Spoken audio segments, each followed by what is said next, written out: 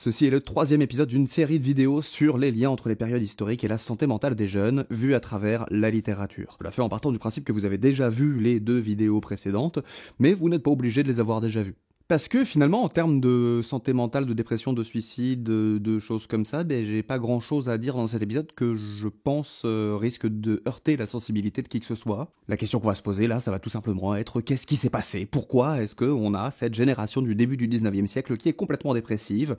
Qu'est-ce qui fait que cette génération naît dans les conditions dans lesquelles elle naît? Qu'est-ce que ça peut nous apprendre sur nous-mêmes? Est-ce que les 2 périodes, historiquement, sociologiquement, au niveau de l'économie, sont comparables? Et qu'est-ce qu'on peut réussir à comprendre de cette époque et de ses problèmes pour essayer de résoudre les nôtres aujourd'hui. Générique stylé.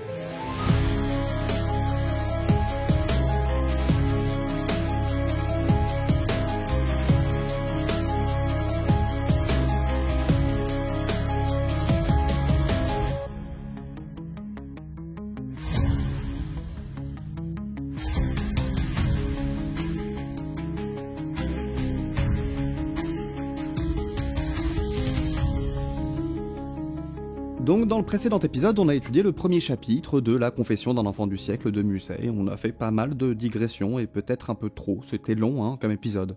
On fait plus court là. En tout cas, il semble qu'on en était arrivé à un moment, à cette fin de chapitre, où Musset laissait entendre qu'il allait commencer à conceptualiser sa notion d'enfant du siècle, essayer de nous expliquer un petit peu pourquoi, selon lui, on a une génération de dépressifs au début du 19e siècle. Et, à ce propos, j'ai dit une connerie la dernière fois.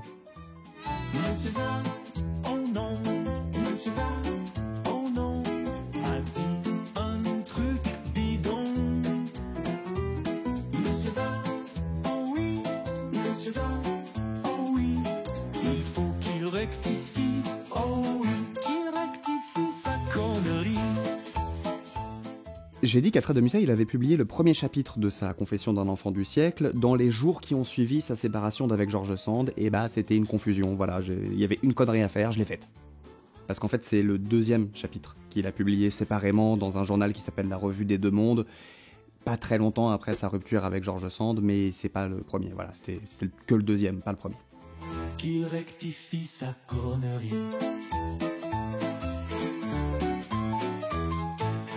Le premier chapitre, la première fois qu'il a pu être lu, c'est dans le bouquin final qui a été édité en 1836, donc 1 an après.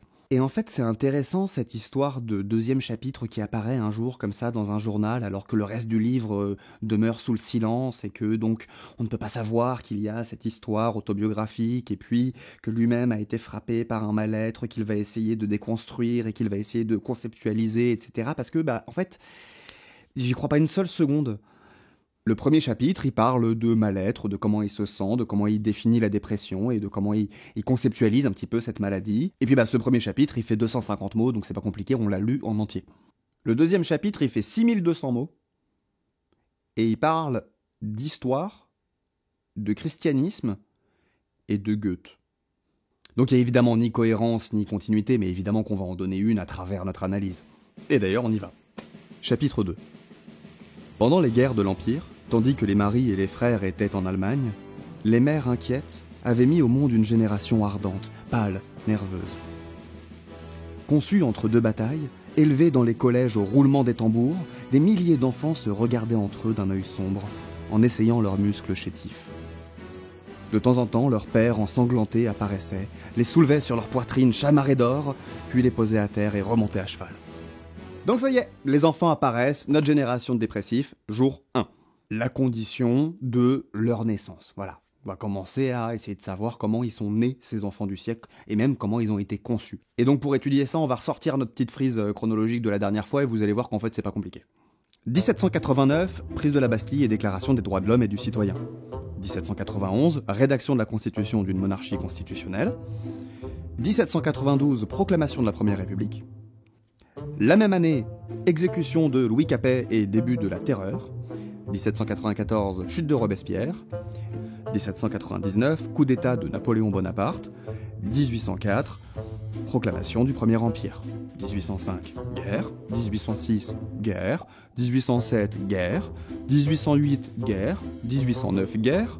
1810, guerre. 1811, bref, tout ça jusqu'à en gros 1815, où il y a une espèce de paix assez durable qui s'installe en France.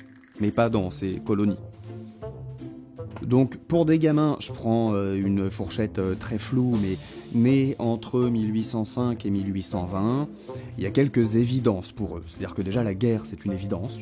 Voilà, ils sont nés dans la guerre et ils vont vivre dans la guerre, il faut qu'ils se préparent à eux aussi devenir des soldats. Deuxièmement, la monarchie absolue, ça a l'air d'être complètement le Moyen-Âge, c'est-à-dire qu'on n'en a même plus aucun souvenir. Et troisièmement, il y a un spectre qui flotte au-dessus de toutes nos identités qui s'appelle Napoléon, un espèce de dieu vivant que tout le monde doit admirer et auquel on doit aspirer à ressembler. Sauf que des guerres, il n'y en a plus, et Napoléon, il est mort.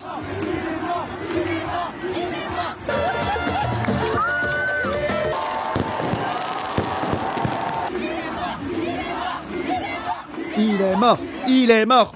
Pardon, excusez-moi, je sais pas ce qui m'arrive. Donc quand je vous parlais de se construire une identité dans un monde qui n'a strictement rien à voir avec celui de nos parents, là on est pile là-dedans. Et donc ils font quoi ces gamins nés pour la guerre dans un pays en paix ? 3 éléments partageaient donc la vie qui s'offrait alors aux jeunes gens. Derrière eux, un passé à jamais détruit, s'agitant encore sur ses ruines avec tous les fossiles des siècles de l'absolutisme. Devant eux, l'aurore d'un immense horizon, les premières clartés de l'avenir, et entre ces deux mondes, quelque chose de semblable à l'océan qui sépare le vieux continent de la jeune Amérique. Je ne sais quoi de vague et de flottant, une mer houleuse et pleine de naufrages, traversée de temps en temps par quelques blanches voiles lointaines ou par quelques navires soufflant une lourde vapeur. Le siècle présent, en un mot, qui sépare le passé de l'avenir, qui n'est ni l'un ni l'autre et qui ressemble à tous deux à la fois, et où l'on ne sait à chaque pas qu'on fait si l'on marche sur une semence ou sur un débris. Alors c'est dit de manière un petit peu lyrique, mais cette sensation, je crois qu'on peut tous et toutes un petit peu s'y reconnaître, ce monde, cette époque dans laquelle on ne sait jamais si on marche sur une semence ou sur un débris, sur quelque chose qui va naître ou sur quelque chose qui est déjà mort. Est-ce que ce qu'on voit autour de nous, c'est des vestiges du passé ? Ou est-ce que c'est des trucs qui sont prêts à renaître sous une nouvelle forme pour nous sauter à la gueule ? What a stupid question that is. Ouais, ça décrit plutôt bien notre époque. Mais en ne disant que ça, il y a un truc qu'on dit pas. C'est un truc sur lequel je trouve que les gens qui analysent ce texte insistent assez peu. On est d'accord que quand il écrit ça, Musset, là, c'est le mec le plus lucide du monde. Le siècle présent qui sépare le passé et l'avenir, qui est un océan traversé d'un navire qui souffle une lourde vapeur. Et d'un côté et de l'autre de l'océan, il y a l'Europe qui est le passé, et puis les États-Unis qui sont l'avenir. On est au tout début du siècle et on a l'impression que Musset, il a déjà à peu près l'intuition de tout ce qui va se passer dans les 200 prochaines années. Et finalement, c'est assez cohérent, hein. Il écrit son autobiographie à lui à 25 ans, donc pourquoi est-ce qu'il écrirait pas toute l'histoire de son siècle alors que la première moitié est même pas finie ? Dans tout ce qu'il écrit, on voit qu'il sait un truc, c'est que le 19e siècle, c'est un siècle de transition entre le passé et l'avenir. C'est un siècle de transition entre le 18e et le 20e, ça c'est logique. Mais il n'y a pas que ça. Tout ce qu'il écrit dans ce chapitre nous montre qu'il a compris un truc, c'est que son siècle, c'est vraiment le moment charnière entre l'ancien monde et le nouveau. Le 19e siècle, c'est ce qui sépare la presse à imprimer de la radio, la chandelle en suif de l'ampoule électrique, le mousquet à silex de la mitrailleuse automatique, la montgolfière du C-130 Hercule, le télescope de Newton de l'alunissage d'Apollo 11, la machine à vapeur du réacteur nucléaire, la saignée des antibiotiques. Tous ces progrès technologiques, évidemment, qui se sont pas faits du jour au lendemain, je sais bien ça. Mais on a l'impression que le 19e siècle, c'est un siècle qui balbutie, qui tâtonne, qui bégaye même. Vous voyez, il y a ce truc-là, on coupe la tête du roi, Louis XVI, et puis après on a Louis XVIII. On coupe pas la tête de Napoléon, mais enfin on abolit l'Empire, et puis après ça, il y a quand même un deuxième empire. À chaque fois qu'on fait un truc, on le refait, mais un peu moins bien, et puis finalement on essaye d'aboutir à une forme, mais c'est que des essais à chaque fois.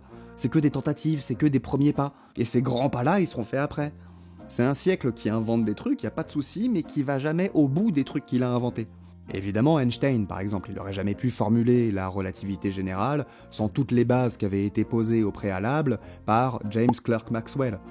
Et évidemment que Maxwell, c'est de très très loin un des scientifiques les plus importants de notre histoire, peut-être dans le top 5. Évidemment que Maxwell, à lui tout seul quasiment, il a fait progresser la science et notre connaissance de l'univers juste comme ça d'un bond, d'un coup. Enfin, Oui, je sais. Mais vous savez ce que c'est la différence majeure entre Maxwell et Einstein ? Eh ben, c'est que le mec sur cette photo, c'est pas du tout Maxwell, et que si j'avais fait la même chose avec Einstein, vous l'auriez vu tout de suite. Non, lui c'est Eugène Poubelle. C'est l'inventeur de la poubelle. Là, c'est très bien la poubelle, hein, c'est pratique. C'est pas Maxwell, quoi. Non, je vous laisse un peu sa tête parce que il a pas unifié l'électricité et le magnétisme, mais enfin, il a inventé le tri sélectif, les poubelles et les toilettes dans les appartements parisiens. Et les gens, ils étaient vraiment pas contents à l'époque. C'était vraiment les anti-écolos parisiens avant l'heure, quoi. Et je sais pas quoi vous dire, ils tenaient vraiment très fort à être des gros dégueulasses et à tout balancer par la fenêtre. Comment ça, on ne peut plus jeter nos détritus par la fenêtre? Ça commence comme ça, et peut-être que demain, on ne pourra même plus pisser par le balcon, et que, qui sait, vous nous empêcherez même de jeter des rats sur les orphelins. Dites-vous que même les éboueurs et les concierges, ils ont fait grève pour revendiquer leur droit sacré à jeter leur merde par la fenêtre. Et dites-vous que le mec, il a fait ça, et il a fait face à cette opposition, et aujourd'hui, il n'y a pas une statue de lui dans le monde, et même pas une seule plaque commémorative. Le mec, il était à la fois maire de Paris, préfet de Paris et président du conseil régional d'Île-de-France. C'était à la fois Anne Hidalgo, Valérie Pécresse et Didier Lallemand en une seule personne. Si, il y a une rue qui porte son nom en France. C'est dans le 16e arrondissement. Elle fait 28 mètres de long. C'est un cul-de-sac. Et au bout, il y a des toilettes de chantier. Et je crois qu'il y a quelqu'un dedans. Il lui rend hommage. J'avais dit quoi sur les digressions déjà ? T'avais dit que t'allais arrêter, connard. T'avais dit que t'allais arrêter, connard. T'avais dit que t'allais arrêter, connard. T'avais dit que t'allais arrêter et tu le fais encore. Alors par pitié, prends ta Ritaline, avale ta poignée de sertraline. Et s'il le faut, augmente les dosages, mais arrête de nous prendre en otage.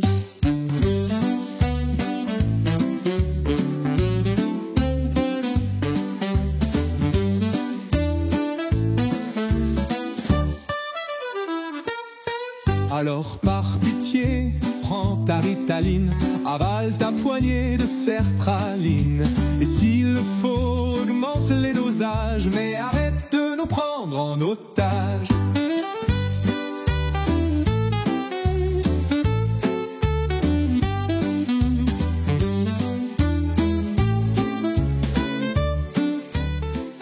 Bon, donc on est dans ce siècle qui est pile poil entre le passé et l'avenir. Voilà dans quel chaos il fallut choisir alors. Voilà ce qui se présentait à des enfants pleins de force et d'audace, fils de l'Empire et petits-fils de la Révolution. Et ouais, c'est vrai qu'on n'y pense pas forcément, mais en vrai, si t'es né à cette époque-là, ça veut dire que ton père, il a fait les guerres napoléoniennes, et ton grand-père, il a détruit la Bastille. Et toi, tu te fais larguer par une meuf qui a bouleversé les normes de genre de son époque et t'écris des bouquins. Non, mais c'est vrai que les deux siècles se ressemblent beaucoup, du coup. C'est juste qu'il faut remplacer la Bastille par le mur de Berlin, et puis les guerres napoléoniennes par l'occupation et le plan Marshall, quoi. Mais sinon, c'est ça. Les jeunes du 19e siècle vont donc se retrouver à être des jeunes désœuvrés. Je suis désolé, je sais qu'il faut pas que je fasse de digression, et en plus j'ai même pas écrit dans le texte ce que je vais dire là. Mais en fait c'est hyper intéressant parce que c'est vrai que désœuvré, j'explique pas ce que ça veut dire, mais dans désœuvré il y a œuvre comme dans une œuvre d'art ou un chef-d'œuvre, mais c'est aussi œuvre comme dans ouvrier. Parce qu'en fait c'est la même étymologie, c'est exactement le même truc, ça veut juste dire travail en fait. Et c'est pour ça que quand vous travaillez, tu sais les jours où vous travaillez, la plupart des gens, vous appelez ça les jours ouvrés. Bah oui, parce que ça veut juste dire les jours travaillés. C'est des mots qu'on n'utilise plus aujourd'hui. Voilà, c'est tout, j'arrête. Ah oui, et un hors-d'œuvre... Non. Les jeunes du 19e siècle vont donc se retrouver à être des jeunes désœuvrés. Ils n'ont pas de volonté particulière, ils n'ont pas de destin écrit à l'avance, ils n'ont pas de grande quête à accomplir, et ils ont juste des bourgeois qui ont pris le pouvoir en 1789 et qui disent « Maintenant, au boulot ». Un sentiment de malaise inexprimable commença donc à fermenter dans tous les cœurs jeunes. Condamnés au repos par les souverains du monde, livrés aux cuistres de toute espèce, et à l'oisiveté et à l'ennui, les jeunes gens voyaient se retirer d'eux les vagues écumantes contre lesquelles ils avaient préparé leurs bras. En gros, tous les jeunes s'ennuient parce que leurs parents ils leur ont dit que la chose qu'il fallait faire dans la vie, c'était d'attendre qu'il y ait le nouveau Napoléon et qu'ils vous disent où est-ce qu'il faut aller se battre. Tous ces gladiateurs frottés d'huile se sentaient au fond de l'âme une misère insupportable. Les plus riches se firent libertins, ceux d'une fortune médiocre prirent un état et se résignèrent soit à la robe, soit à l'épée. Les plus pauvres se jetèrent dans l'enthousiasme à froid, dans les grands mots, dans l'affreuse mer de l'action sans but. Comme la faiblesse humaine cherche l'association et que les hommes sont troupeaux de nature, la politique s'en mêla. Mais des membres des deux partis opposés, il n'en était pas un qui, en rentrant chez lui, ne sentit amèrement le vide de son existence et la pauvreté de ses mains. Et donc ça résume assez bien l'endroit où on devait en arriver pour comprendre ce siècle. Tout le monde s'ennuie, personne n'est fier de ce qu'il fait, et on va essayer de trouver des trucs qui permettent de penser à autre chose. Les prolétaires travaillent, les riches font des orgies et se droguent, hein, c'est ça que ça veut dire ce qu'il dit, et ceux qui sont entre les deux se résignent soit à la robe, soit à l'épée. Explication. Ce dont on parle ici, c'est d'orientation professionnelle, hein, donc c'est un sujet que tout le monde connaît plus ou moins. Donc imaginons, on est en 1750, il n'y a pas encore eu la Révolution, vous avez 12 ans, vous devez choisir un métier. Si vous êtes paysan, pas de suspense, hein, vous restez paysan, travail au champ direct à 12 ans. Si vous êtes noble, c'est vos parents qui décident. Soit vous êtes l'aîné, et vous hériterez du domaine, et donc vous devez apprendre à vous en occuper. Soit vous prenez une charge intellectuelle, c'est-à-dire médecin, avocat ou prêtre. Soit vous entrez dans l'armée avec un titre de commandement. Oui, non, vous n'êtes pas obligé d'avoir fait des classes militaires avant, vous prenez juste le titre de commandement et puis vous dirigez des hommes. De toute façon, vos hommes, ils vont se faire tuer, hein, donc on s'en fout si vous les dirigez mal. Si vous êtes artisan ou commerçant, c'est là que tout se complique parce que vous êtes protégé par ce qu'on appelle les corporations. Selon le métier de votre père, vous serez formé par un maître artisan de la même corporation en passant par un contrat d'apprentissage. Votre famille négocie à votre place, mais la corporation encadre tout. Admission, formation, progression dans la carrière. Vous avez donc une garantie d'emploi et de formation.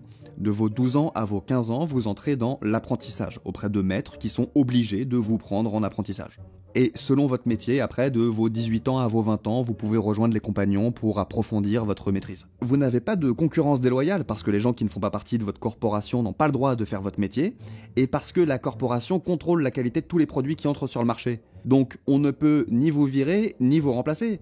Parce que si on le fait, la qualité de ce que vous produisez, elle va changer pendant un moment, et votre chef, il va se prendre une amende. Si vous tombez malade, selon la corporation dans laquelle vous êtes, vous avez accès à la caisse de secours, c'est-à-dire que vous êtes rémunéré pendant votre arrêt maladie. Et si vous mourrez, il y a même certaines corporations qui assurent la continuité de votre revenu pour votre veuve et vos orphelins. C'est pas parfait, mais c'est une sécurité. En gros, vous pouvez pas changer de métier, vous êtes contraint à un destin que vous avez pas écrit vous-même, mais c'est la norme. Donc en fait, il y a quelque chose d'un petit peu rassurant, vous n'avez pas besoin de vous poser la question. Je dis pas que c'est idéal, je dis que c'est différent. On recommence. Vous avez 12 ans, on est en 1822 cette fois. Donc il y a eu la Révolution et il y a surtout eu en 1791 la loi Le Chapelier qui abolit les privilèges et donc aussi les corporations. Donc tout ça, c'est fini. Plus de corporations, plus de protection, plus de garantie d'avoir un travail après l'apprentissage. On est passé d'un système verrouillé mais stable à un monde libre mais brutalement compétitif. Vous pouvez essayer de devenir artisan, mais il faudra vous démerder pour trouver un apprentissage. Et à la fin de l'apprentissage, vous n'êtes même pas sûr d'avoir un boulot. Vous pouvez aller frapper à la porte des bourgeois pour leur demander s'ils cherchent un domestique, ou vous pouvez aussi directement aller à l'usine. Pas d'entretien d'embauche, pas de réglementation du travail, en gros, on ouvre les grilles, vous rentrez. Si vous ratez votre chance de passer entre les grilles quand elles se ferment, eh bah tant pis, pas de boulot aujourd'hui. Et si vous avez eu la chance, entre guillemets, de passer, vous êtes au boulot pendant les 16 prochaines heures, et vous êtes payé au nombre de pièces que vous fabriquez.